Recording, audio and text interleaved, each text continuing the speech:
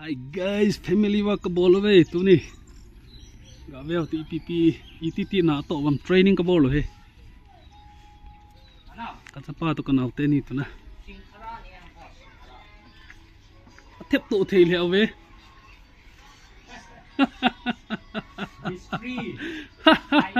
Ka thi do goi.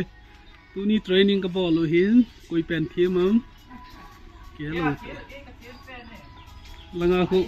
pen hat kan ni we na samong mo sa pa ga ta tin halu yo de ta mo hen na samong mo sa ka ki halu mang gi ni thim pe na kan ni we ti an la ra ta ke le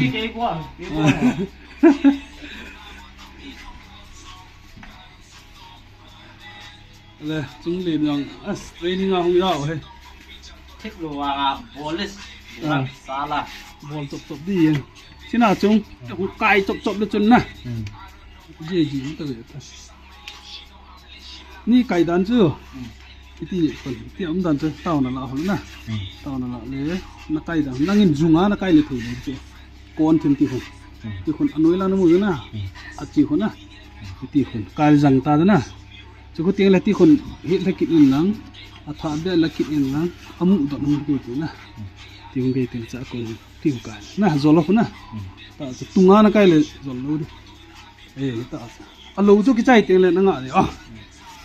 cho training khi về in hi, 2013 bata mà cho, 13 14 mà cho kilo hi ta na, wow hi chẳng gì shit. Ta pango dong black bull la ni wa na te da to hai ka ta te kanau te hon training board na ani yu tai ka thep lo wang thu chom be ta he tin sumi ma ma na ke tong hi en ulai sum na pai wa en mi goi diong ka thiam pon na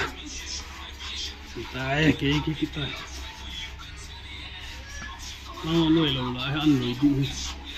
cái tê in xương người phát sụp kê tàu thôi in xương người phát sụp kê tàu nền găm mà ta sắp bằng blackboard lipstick ở tiêu lipstick kia mà nè nền găm mà all training here unboarding hin tu nin khóa thì ngã chế apat na hin ăn lỏ việc điều mò ta thép thấu ta mang gen mà dạ tủ đan to ni hiện là đón vang cho rút đi cái tập po cái lăng ninh liệp ông tủ bên lăng tụm vái cây là thế nào